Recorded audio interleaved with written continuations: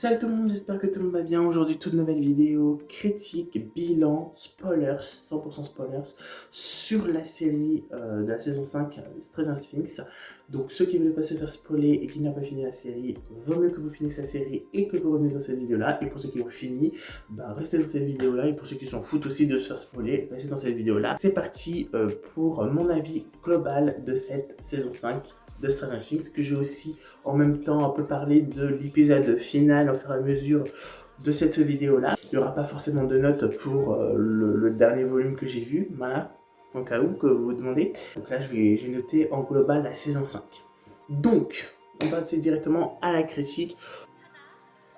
Parce que oui, j'ai bien aimé aussi l'intrigue qui est autour de Will, etc. On l'explique bien, quand il cherche aussi un moyen pour rentrer dans le monde à l'envers, voilà, les plans aussi pour vaincre Vecna, etc.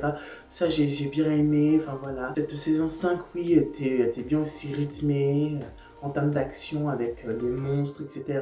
Les Gorgons, ça, j'ai bien aimé aussi. Surtout, la phase finale. Donc là, je vais en venir avec Vecna 11 et donc Will qui aide donc 11 à vaincre Vecna. Donc ce moment-là de l'épisode final, je l'ai également bien aimé. C'était plutôt une bonne scène, donc je l'avais bien aimé.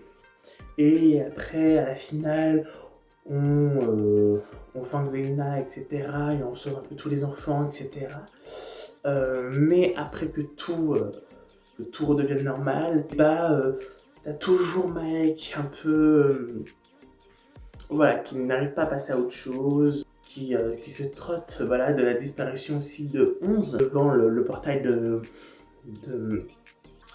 du monde à l'envers, et donc il a du mal un peu à passer à autre chose, et que Hopper le rassure comme ça, etc. Voilà, j'ai trouvé ce moment-là bien quand même, voilà, et il est un peu touchant ce moment-là, etc. J'ai bien aimé cette relation-là pendant cette scène entre Hopper et Mike. Également, quand ils finissent Donjon et Dragon, où ils nous laissent supposer que 11 n'est pas totalement morte, qu'elle serait dans un autre univers, etc.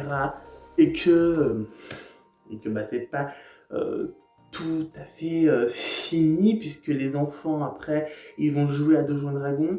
Donc voilà, ça nous laisse quand même supposer qu'il peut avoir une petite suite à la série de Stranger Things. Donc oui, il va y avoir un spin-off qui est annoncé par les Fred Duffer, qui sera dans une autre histoire, hein, bien entendu. Mais voilà, à voir, et peut-être on le critiquera quand ça sortira. Et puis un dessin animé qui sortira cette année aussi, qui se passera entre la saison 2 et la saison 3.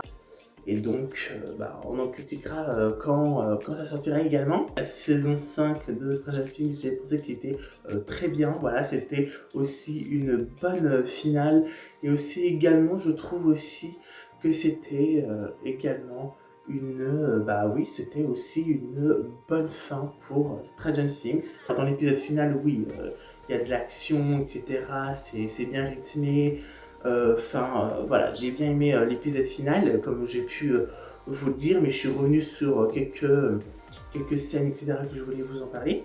Pas forcément de notes pour ce dernier volume, évidemment, de Stranger Things, mais en global, la saison 5 de Stranger Things, j'ai trouvé que c'était une saison qui était très bien, et donc j'ai noté 4 sur 5 pour la saison 5 de Stranger Things. La série en lui-même, la série en global, tout simplement, de Stranger Things tout court, toutes saisons confondues, avec donc la série Stranger Things, je l'ai noté 4,5 sur 5 parce que je pense qu'on peut pas faire mieux que Stranger Things comme série, honnêtement. Même si je pense qu'il y a des séries super bien qui vont arriver et qui existent.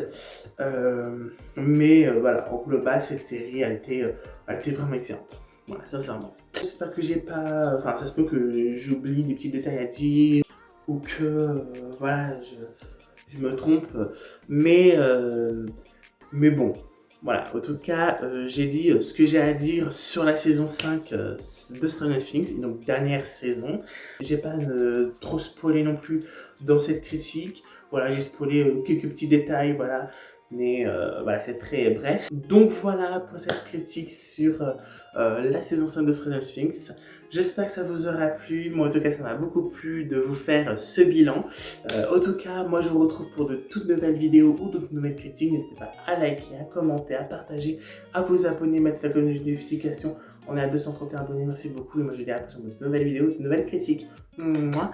Tching tching.